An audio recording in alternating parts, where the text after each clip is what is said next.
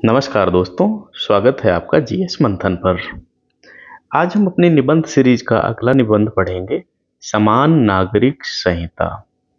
यह निबंध हमारे लिए कई मायनों में महत्वपूर्ण है। मेंस में निबंध में भी आ सकता है, आपका जीएस के पेपर में भी आ सकता है, प्री में भी इससे संबंधित चीजें पूछी जा सकती हैं।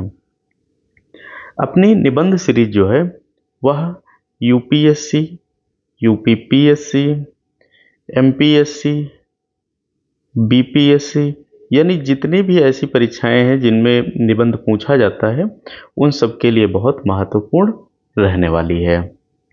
आपको इसमें हम विधिवत समझाते हैं कि निबंध कैसे लिखना है, निबंध में क्या लिखना है, क्या नहीं लिखना है, यानी पूरा टॉपिक हम आपको निबंध का एक एक लाइन समझाते हैं।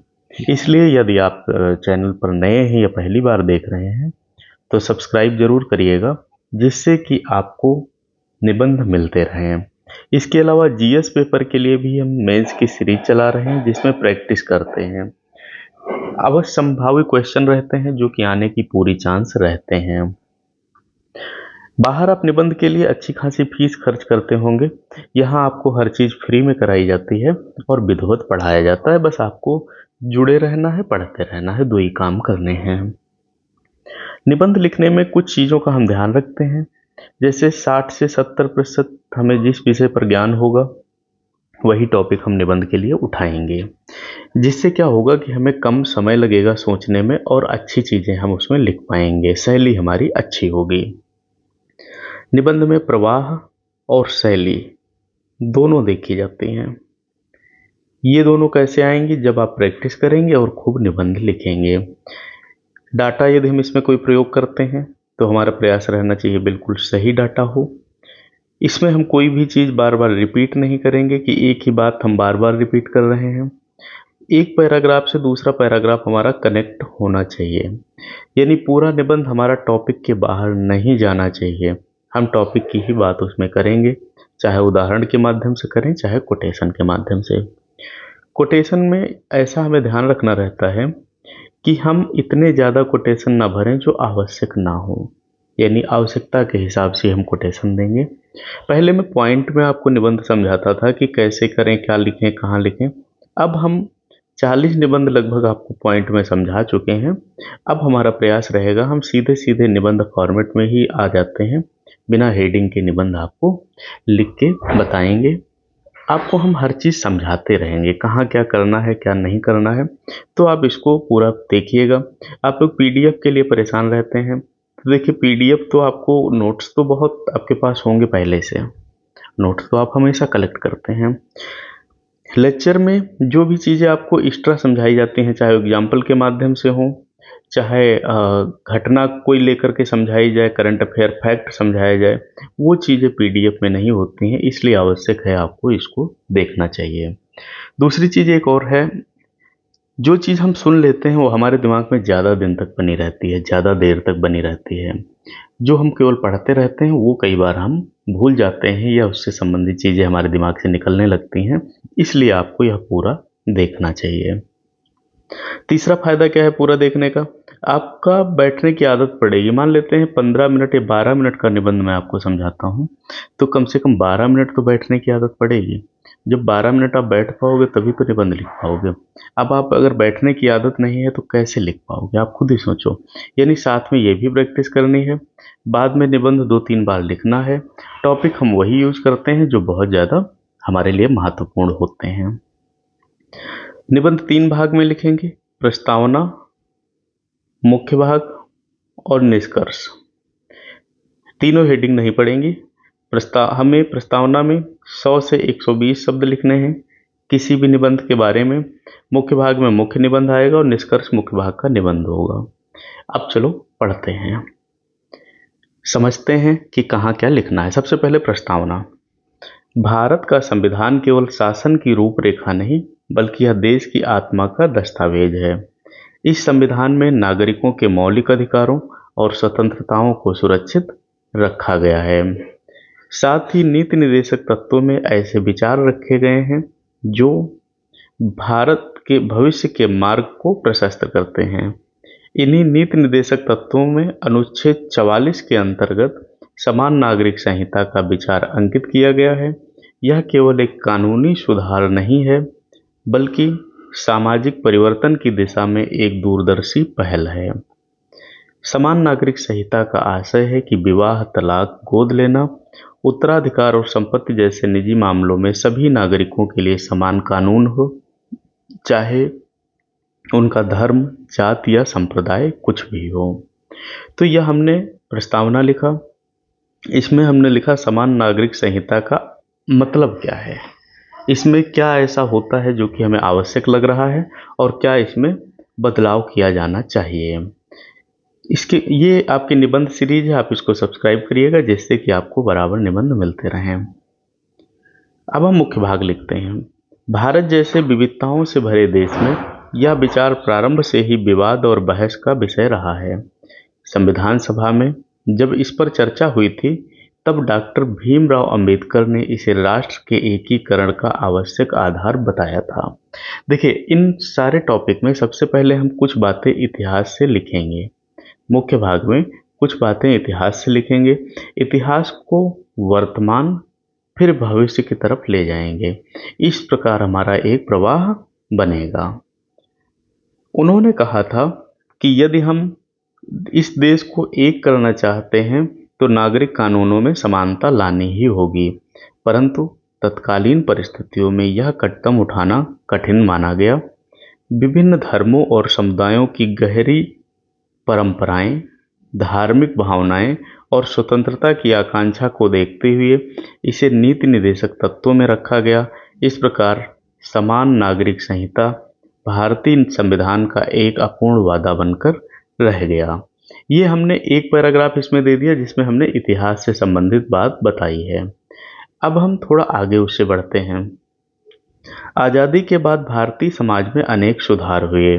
हिंदू कोड बिल के माध्यम से हिंदू विवाह अधिनियम, उत्तराधिकार अधिनियम और गोद लेने से जुड़े कानून बनाए गए। इसके परिणाम स्वरूप हिंदू समाज में महिलाओं को नए अधिकार प्राप्त हुए और अनेक रूढ़ियां टूटी। किंतु मुस्लिम, ईसाई और पारसी समुदायों के लिए अलग अलग व्यक्तिगत कानून बने रहे। इस विविधता का परिणाम यह हुआ कि एक ही देश की महिलाएं केवल धर्म के आधार पर अलग अलग अधिकारों की पात्र हो गईं। देखो, एक चीज और बता दें, इस निबंध में, इस प्रकार के निबंध में या किसी भी निबंध में बहुत ज़्यादा हमें नकारात्मकता नहीं लिखनी है। भले ही सामाजिक स्थिति कुछ भी हो, हम निबंध लिखेंगे तो हम एक सकारात्मक भाव से ही लिखेंगे। न किसी धर्म को नीचा बताएंगे, न किसी धर्म को ऊंचा बताएंगे, न किसी व्यक्ति को नीचा बताएंगे, न किसी कानून को ऊंचा नीचा बताएंगे। उदाहरण के लिए मुस्लिम कानून में पहले 3 तलाक की प्रथा प्रचलित थी, जिसे हाल ही में असंवैधानिक घोषित कर दिया गया। ईसाई कानून में तलाक की प्रक्रिया अत्यंत लंबी और जटिल रही। हिंदू उत्तराधिकार कानून में सुधार के बाद भी लंबे समय तक पुत्र और पुत्री के अधिकारों में भेदभाव बना रहा। यह स्थिति न्याय और समानता के मूल्यों के विपरीत है। समान नागरिक संहिता का सबसे महत्वपूर्ण पहलू लैंगिक समानता है। भारतीय समाज में महिलाएं लंबे समय से भेदभाव का शिकार रही हैं। कानूनों की आड़ में उन्हें संपत्ति से वंचित किया गया, तलाक और विवाह के मामले में उनके अधिकार सीमित किए गए और पितृसत्तात्मक परंपराओं ने उन्हें पराधीन बनाए रखा। यदि समान नागरिक संहिता लागू हो तो इन असमानताओं का अंत होगा और महिलाओं को बराबरी के अधिकार मिलेंगे। महात्मा गांधी ने कहा था, किसी समाज की प्रगति का आकलन उसकी महिलाओं की स्थिति से किया जाता है। इस दृष्टि से समान नागरिक संहिता भारतीय समाज को प्रगतिशील और न्यायपूर्ण बनाने की दिशा में क्रांतिकारी कदम हो सकती है।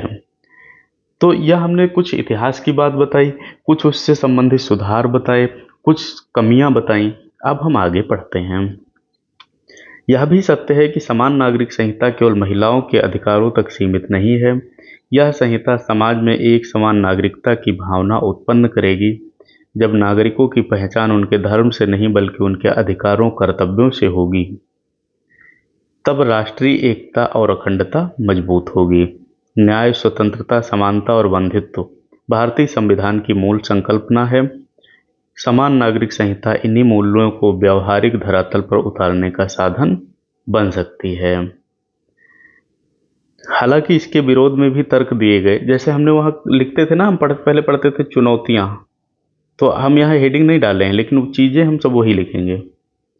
अनेक अल्पसंख्यक समुदाय इसे अपनी धार्मिक स्वतंत्रता पर आघात मानते हैं। उनका कहना है अनुच्छेद 25 से 28 तक धार्मिक स्वतंत्रता की गारंटी दी गई है और व्यक्तिगत कानून उसी दायरे में आते हैं। यदि राज्य समान नागरिक संहिता लागू करता है तो यह उसकी परंपराओं और विश्वासों में हस्तक्षेप जैसा प्रतीत होगा। भारत जैसे बहुलतावादी समाज में धार्मिक स्वतंत्रता एक मूल संवैधानिक मूल्य है जिसे नज़रअंदाज नहीं किया जा सकता है। इसके अतिरिक्त एक व्यवहारिक प्रश्न यह भी है कि क्या वास्तव में सबके लिए एक समान कानून बनाना संभव है। उदाहरण के लिए, उत्तराधिकार की परंपराएं अलग अलग समाजों में गहराई से जुड़ी हैं। कुछ समुदायों में संयुक्त परिवार की परंपरा है तो कुछ में व्यक्तिगत संपत्ति का महत्व अधिक है। विवाह की प्रथाएं भी विविध हैं। यदि अचानक इन्हें बदल दिया जाए तो समाज में असंतोष और तनाव उत्पन्न हो जाएगा। राजनीतिक दृष्टि से भी यह विषय संवेदनशील है क्योंकि अक्सर इसे चुनावी मुद्दा बना दिया जाता है। लेकिन बहुत भड़ास नहीं निकालनी है कि भाई हिंदू मुस्लिम करने लगते हैं, ऐसा करते वैसे, ये सब नहीं करना है। मेंस की आंसर राइटिंग की सीरीज आपकी चल रही है जिसमें जीएस के सारे पेपर आपके कराए जाते हैं। आप इसको सब्सक्राइब करिएगा तो आपको यह लाभ भी मिलता रहेगा। फिर भी अनेक उदाहरण ऐसे हैं जो यह दर्शाते हैं कि समान नागरिक संहिता असंभव नहीं है। गोवा सबसे प्रमुख उदाहरण है। वहाँ पुर्तगाली सिविल कोड 1867 आज भी लागू है और सभी धर्मों पर समान रूप से लागू होता है। गोवा के अनुभव से यह स्पष्ट है कि विविधता के बावजूद समान कानून व्यवहार में संभव हैं। इसके अलावा विश्व के अनेक लोकतांत्रिक देशों में विवाह और संपत्ति से जुड़े कानून नागरिकों के लिए समान हैं और धार्मिक स्वतंत्रता भी सुरक्षित है। यदि भारत में समान नागरिक संहिता लागू होती है तो इसके दूरगामी लाभ होंगे। यह लैंगिक न्याय सुनिश्चित करेगी, सामाजिक समानता को प्रोत्साहित करेगी और न्यायालयों का बोझ कम करेगी क्योंकि अलग अलग व्यक्तिगत कानूनों से विवाद उत्पन्न हो जाएंगे। साथ ही यह नागरिकों में समान नागरिकता की भावना प्रबल करेगी।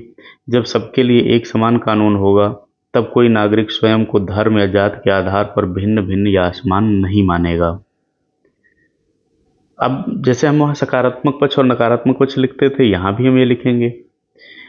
नकारात्मक पक्ष पर विचार करें तो यह भी आवश्यक है समाज को बिना तैयार किए अचानक इस संहिता को लागू न किया जाए। लोकतांत्रिक समाज में किसी बड़े सुधार के लिए सहमति, सहभागिता आवश्यक होती है। यदि सभी धर्मों और समुदायों से संवाद कर उनके विचारों और आकांक्षाओं को दूर करते हुए एक साझा दृष्टिकोण विकसित किया जाए तो समान नागरिक संहिता अधिक सहजता से लागू हो सकती है। लोकतंत्र का आधार सहमति है, बल का प्रयोग नहीं। यह विचार हमें यह सिखाता है समान नागरिक संहिता को संवाद और विश्वास के आधार पर ही लागू किया जाना चाहिए। आज की परिस्थितियों में समान नागरिक संहिता केवल कानून का प्रश्न नहीं है, यह सामाजिक चेतना का भी प्रश्न है। समाज में जब तक यह समझ विकसित नहीं होगी कि समानता और न्याय धर्म से ऊपर है तब तक यह संहिता सफल नहीं हो सकती। इसलिए व्यापक जन जागरण की आवश्यकता है। लोगों को यह बताया जाना चाहिए कि इसका उद्देश्य किसी धर्म विशेष को कमजोर करना नहीं बल्कि समान अधिकार देना है। यह संहिता धर्म की स्वतंत्रता को नहीं छीनेगी बल्कि नागरिक अधिकारों को और मजबूत करेगी। निष्कर्षतः जब हम निष्कर्ष लिखते थे ऐसे ही हमने पूरा निबंध लिखा, अब निष्कर्ष लिखेंगे। यह कहा जा सकता है समान नागरिक संहिता भारतीय समाज को एक नई दिशा दे सकती है। यह लैंगिक समानता, सामाजिक न्याय, राष्ट्रीय एकता को सशक्त करने वाला कदम होगा, किंतु इसे लागू करना संवेदनशील प्रक्रिया है। संविधान के मूल्यों, धार्मिक स्वतंत्रता, सामाजिक वास्तविकताओं के बीच संतुलन बनाते हुए ही यह संभव होगा। डॉक्टर सर्वपल्ली राधाकृष्ण ने कहा था, सच्चा धर्म वही है जो मानवता को एक करे। इसी भावना के साथ समान नागरिक संहिता को देखा जाना चाहिए। तो यह एक कानूनी प्रावधान नहीं बल्कि समाज को न्याय और समानता की ओर ले जाने की क्रांति सिद्ध होगी। हमारा निबंध का जो भी अंत होगा वो भविष्य काल की तरफ ही होना चाहिए कि भविष्य में उससे क्या लाभ होने वाले हैं। इस प्रकार हमने इस निबंध को लगभग 2100 शब्दों में पूरा किया है। इसमें हमने संविधान से भी चीज़ों को जोड़ के देखा है, इतिहास से भी हमने जोड़ा है।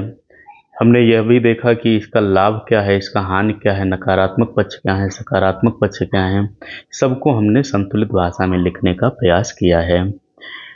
अब आपका काम ये रहेगा, आप इसको 2-3 बार प्रैक्टिस करिएगा, जिससे कि आप आसानी से इसको तैयार कर सकें। अन्य निबंध के लिए आप चैनल सब्सक्राइब करिएगा। यदि आपको कोई टॉपिक समझ में नहीं आता है तो आप मुझे कमेंट करिएगा, हम उस पर निबंध देंगे। और लोगों को शेयर करिए जिससे सबको लाभ हो। पसंद आए तो लाइक करिएगा। आप अपनी तैयारी हमेशा कंटिन्यू रखिए।